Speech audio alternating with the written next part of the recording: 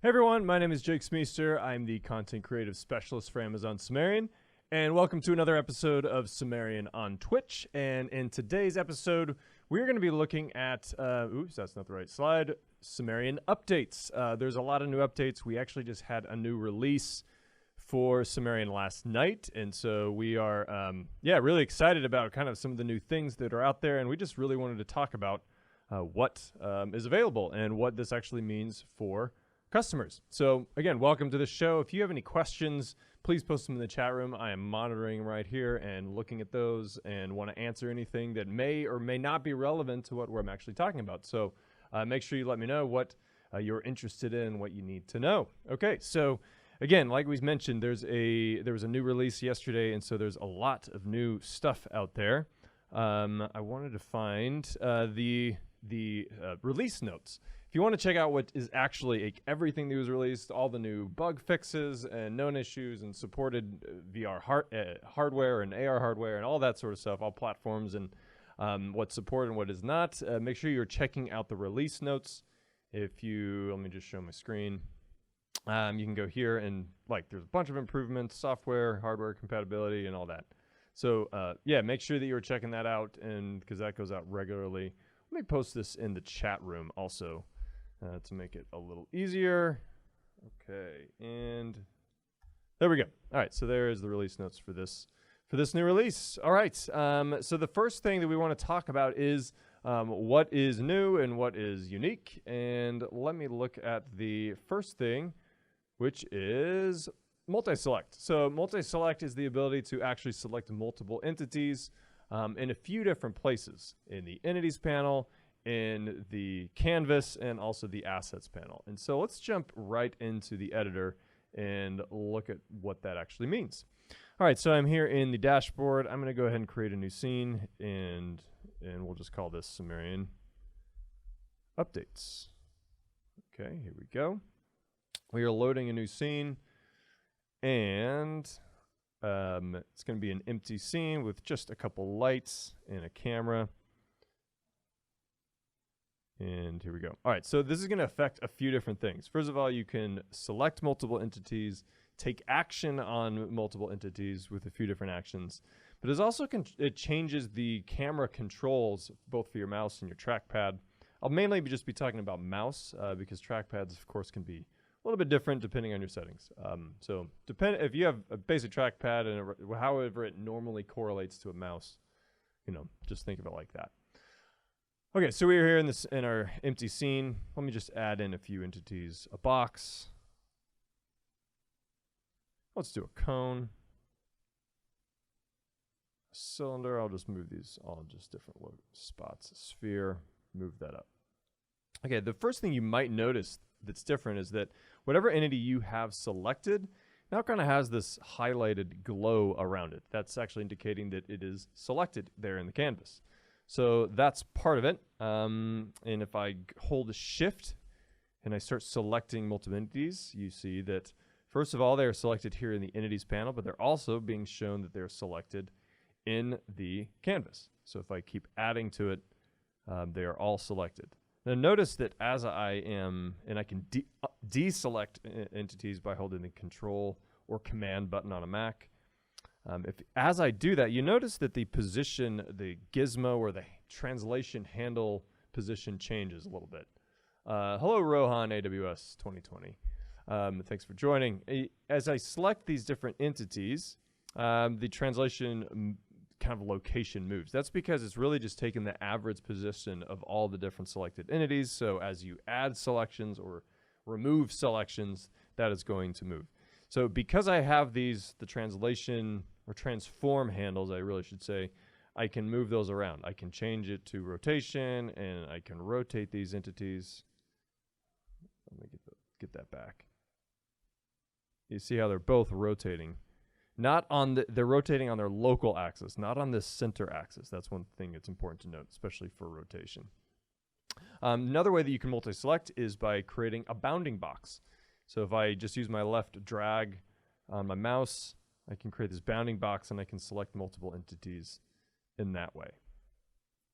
Now, one thing to note is that this changes the controls for your editor camera primarily with pan, because before pan would be your left mouse button plus your shift key. That would allow you to just pan around. That has changed, and this is an important one, because shift is now allowing to create this bounding box. And so to pan, you got to hold down shift, alt, or shift option on a Mac. And so that allows you to do the pan up, down, left, right. You can also use your middle mouse button. So if you have a middle mouse, so I do in this particular mouse, and so I can use my scroll wheel or press down the scroll wheel, and I can pan that way. So that's another option. So that's multi-selecting the canvas. There's really nothing shocking about the entities panel, is that if you hold shift, you can select multiple entities, and anything sequential. So if I select the box and then hold down shift and select the sphere, it will select everything in between. No big shocker there. That makes sense. I can unselect or deselect entities by holding down control. And I can re-add them by also holding control if I want to add individual entities. There's some other things to keep in mind too, is that with the arrow buttons are kind of have some newish controls too. So I can move up and down within the hierarchy using my up and down arrows. My left arrows can be used to expand or collapse parent entities.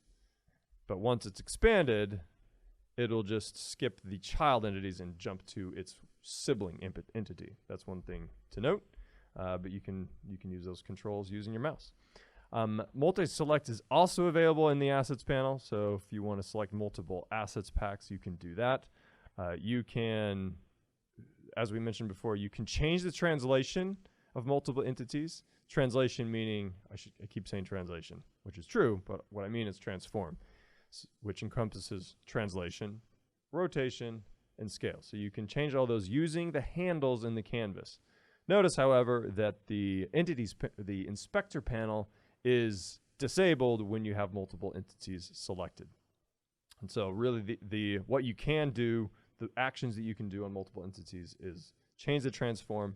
Also, you can delete. If I want to delete multiple entities, I can do that, which is very, very helpful. So I'm excited about that. You can delete multiple asset packs or multiple assets too. But the thing to keep in mind is that when you do that, there's more dependency issues with assets, because asset packs can be kind of used differently, or not differently so much, but assets can be used in a lot of different places, and if they're being used or have a dependency somewhere and you try to delete it, it won't be able to delete it. So that's just something to keep in mind. Dependencies are always a thing, as they should be. Okay. So that is multi-select. If there's no questions regarding that in the chat, let's move on to the next one. So the next one has to do with, let me get that title up here, animations as assets. And animations as assets is an important feature, and there's some unique things about it that we want to point out. But what is it to begin with? So animations is typically, before this release in Sumerian, you can add in a model that has an animation. Now, if it has an animation, it becomes a part of the model, but you wouldn't be able to share those animation files between different models or different assets. They're kind of locked in. So if you had an FBX file that had an animation on it, that's fine. It works. You can make some edits. But you really couldn't treat those animation files as assets particularly. Okay, so that has changed now, so that you can actually use animations as assets. So you can share assets. You can import assets independently of your FBX file, so they don't have to be all bundled together in an FBX file. So you can have two different FBX files. So let's look at how that actually works. I will jump back to my screen. Let's delete this cylinder. Let's add in a few different things. I'm going to add in a mannequin. These are some unique mannequin and a unique Christine entity. So they're going to look a little bit different than we're used to seeing them. But where is it? Christine rig. Oop, didn't grab it. Okay. So I'm adding in two different models. One is a mannequin. One is the host Christine. And they both have numerous animations that can be accompanied them or be added to them. One thing to note is that they're both very similar rigs. And so you can't necessarily share assets or animations across assets that are rigged completely different. So if you have a human and a cat, well, the animations are going to be very different between those two different models. Not too surprisingly. But between Christine and the mannequin, they're rigged very similarly, so they can share animations. All right, so let's add in Christine. And let's add in mannequin. They're going to be look a little bit different. Oh, so you got to use the new controls. Now I'll move Christine over. There we go. Okay, so let's look at this. So right now, if you notice on Christine, the animation, there's no animations. It has an animation component, but it doesn't have any layers. It doesn't have any animation state files there, so like FBX files.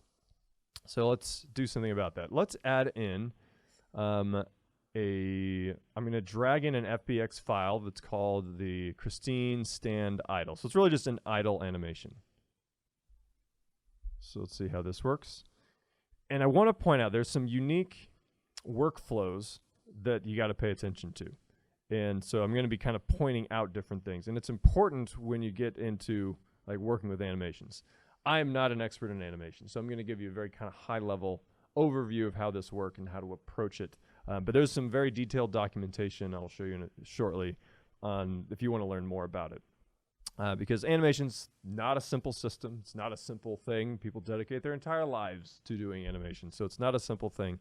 We, of course, try to simplify it as much as possible, but there are just some things you got to keep in mind that it's just it's a complex system. So just remember that some of these workflows are important to keep a clean scene or an organized scene that works and is you can navigate between your different assets. I'll explain what I'm alluding to here shortly. Okay, so you notice that Christine rig t-shirt, we'll just call her Christine, has the default animation layer, has the stand idle animation. So that's something I just dragged on there from my computer. So if I press play,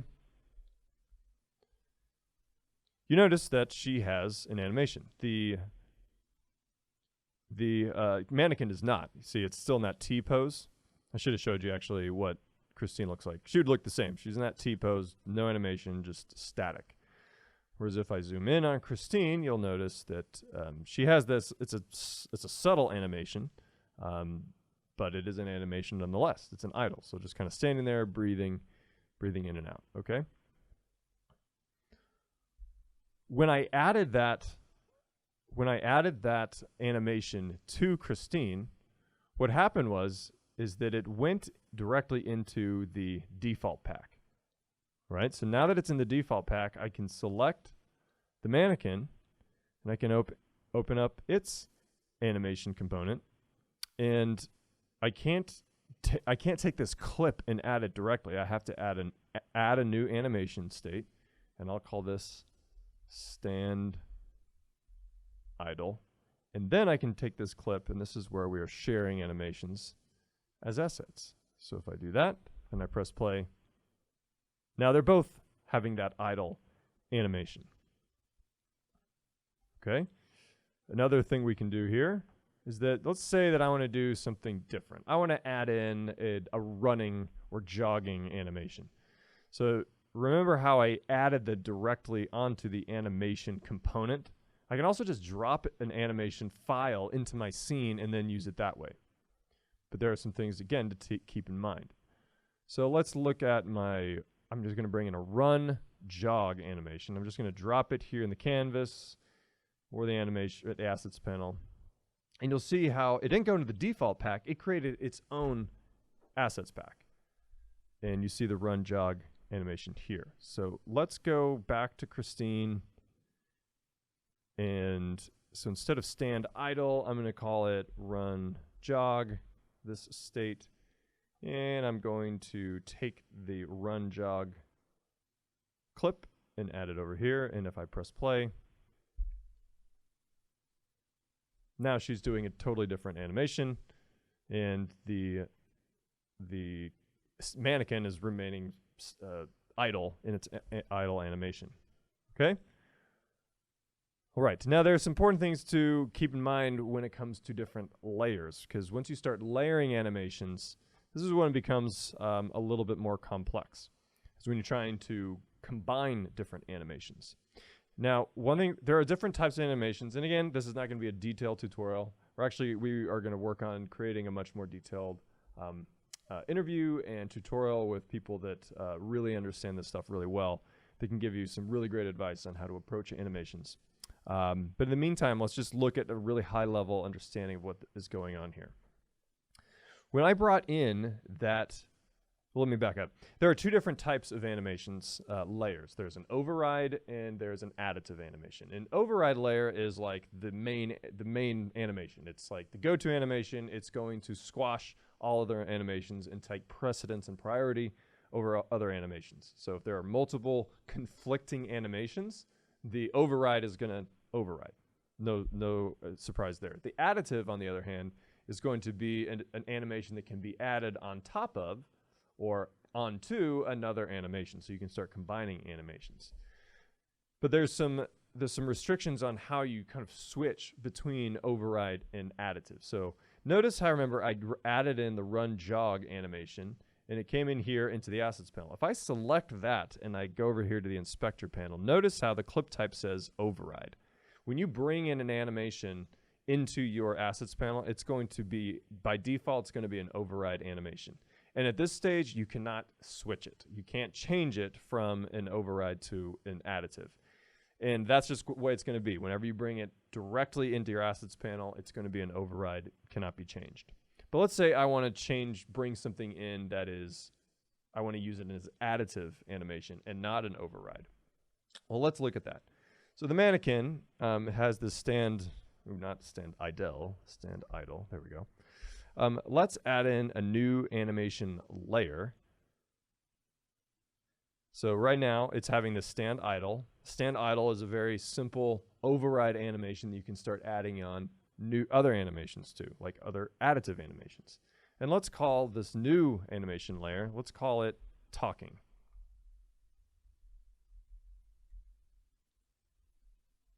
If I could start spelling. And then see here, this is where we can switch it. From layer type, we can go from override to additive. And now I can drop in my additive animation state file here. One thing to keep in mind, if it's asking for a state file, it's asking for an FBX file. If it's asking for a clip, that means you can drag in a clip from your assets panel. So if it's asking for a state file here, a lot of times you actually want to drag it directly off your computer. And so let's do that. So I'm going to add in this a Christine talking additive animation. All right, so now Christine, we're working on the mannequin. It has the stand idle animation, and it's its default animation layer. And then it has its talking animation. So let's play it and let's see what's going on with this.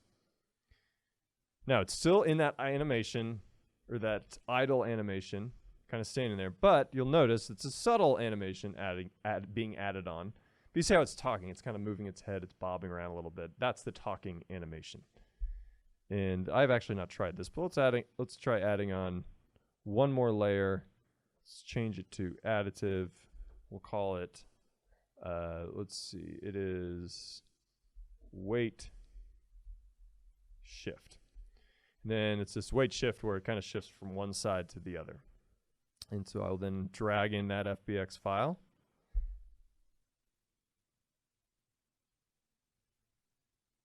All right, so stand weight shift. So we really have multiple animations being used here. We actually have 3 animations going on. So still doing the talking, but then it's shifting its weight from one side to the other, and it also has the idle animation. Meanwhile, Christine is just running in place. All right, now, there's some other things to keep in mind is that when you've brought these in, so I brought in these weight shift and these talking animations.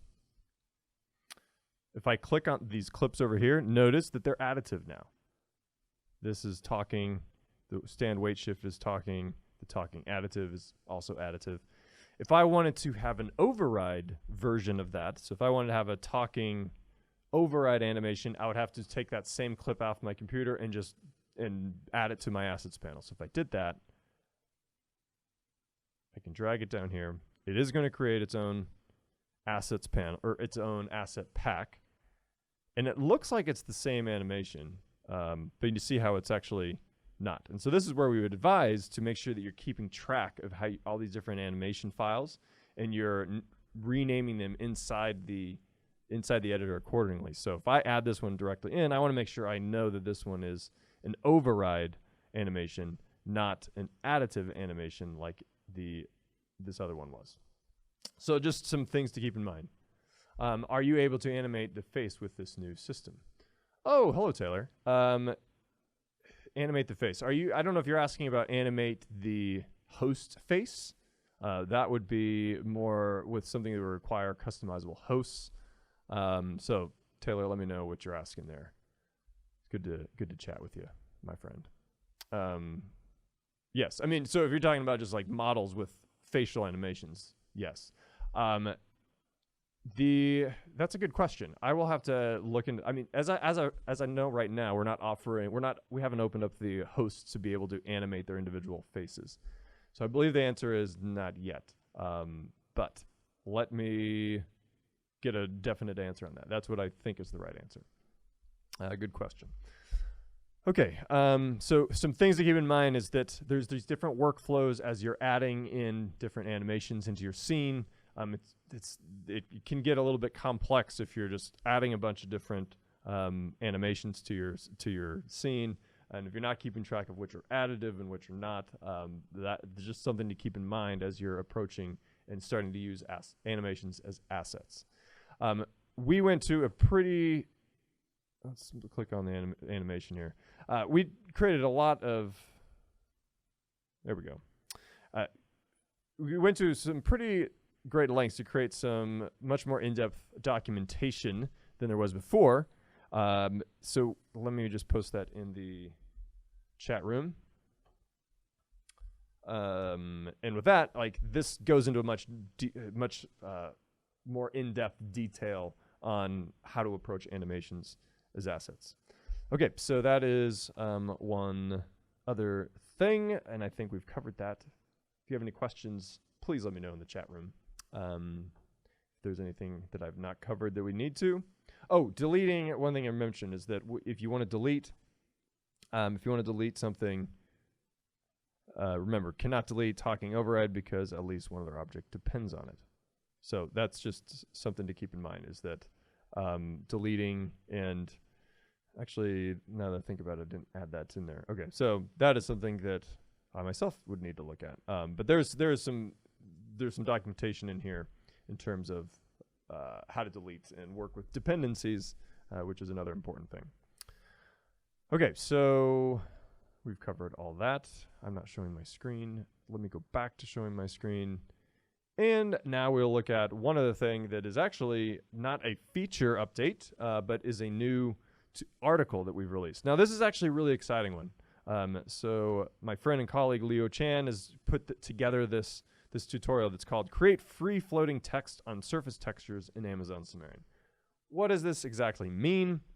One of the issues so far that people have been asking about is how do I create text and textures in VR or AR without just using images? Because there's just certain ways that the way VR works, it's adding really like a cutout within your scene and then putting in HTML elements. So it's difficult to actually make that work in VR. But this is a solution to allows you to use text, editable text in VR. There's a question. That's the best documentation I've ever seen. Seriously, good job. Thank you. I don't know how to pronounce your name. Kitfi? Thank you, though. I appreciate that. I will give props to the people that helped us put that together. Let me put this article also in the chat room. Oh, I forgot to say there we go. New article. Forgot to put up my title slide. We're talking about a new article. In the chat room, you can see it now. But what is this article? It's actually it's a really it's a really long script, and you can go through the article if you want. It gives kind of the mundane steps of how to create a script and all, but let me just show you. It's very simple. All you got to do is copy and paste this script, and let's just hide Christine and the mannequin for right now. And I'm going to create a new entity, and I'm just going to create a quad here. I'll add a new component. I'll add a script to this component, and I'm going to use the preview format. Just remember, anything that says legacy, well, if you have a legacy script, this is not a legacy script. This is a new script using the new scripting APIs, so make sure using the newest, latest for that. So we will edit this script.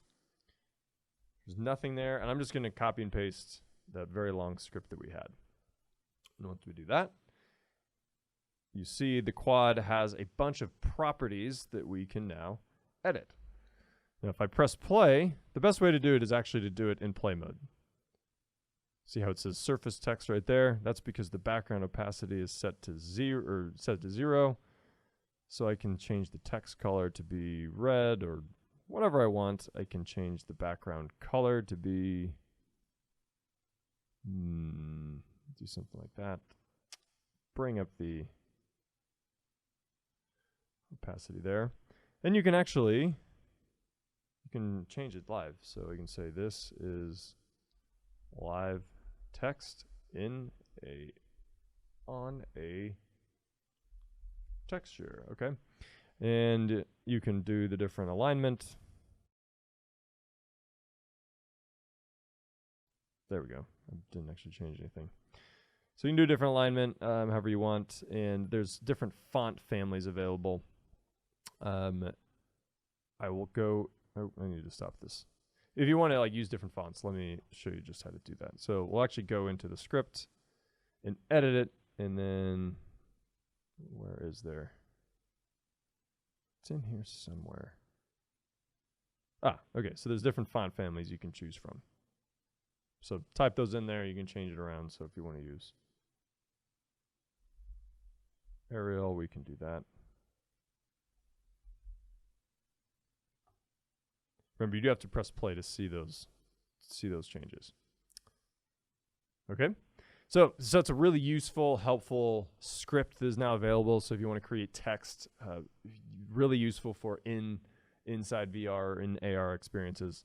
It's a really helpful text. Of course, take that script, edit it, add to it, change it, show us what you're using with it. That'd be really cool to see as well. Okay. I think that covers the majority of everything. Remember that we do have a lot of these release notes that shows a lot of different things, software compatibility and hardware compatibility, fix all the different issues and improvements. Yeah, so make sure you're checking that out. There's some really helpful stuff in there. We want to make sure we're pointing customers to that because there's a lot of useful things that may have been fixed or that just let you know that we're working on. Because people do post in Slack sometimes like, hey, there's a bug, and we're like, oftentimes that's a known issue. If it's not, then we'll make sure that we add it to the release notes and let you know that we're working on things that we find or that you might find. All right, so that really covers it for this week, and we will be back probably next month. I don't know. November is a busy month. We'll be back with the next release and kind of show you some of the new stuff. We'll make that a regular topic. And would you mind posting that link in the chat for those of us who are lazy? Taylor, you bet, pal. I'll do it for you. Okay, this is the release notes. I should have done that before. There we go. Lots of different links, lots of different documentation to check out. We hope that is useful. Thanks again for watching, and we will see you all very soon. Let us know if you have any questions. Make sure you go to slack.sumerian.world. Check out our Slack channel and let us know if you have any questions, anything that we can help you with. We'd love to see also useful scenes and things that people are working on. So please post your projects and help us see them. We love sharing that and get excited about when customers are using Sumerian and showing off what they're creating. So let us see your creations. Let us know if you have any questions. We are here. Thank you for watching, and we will see you next time.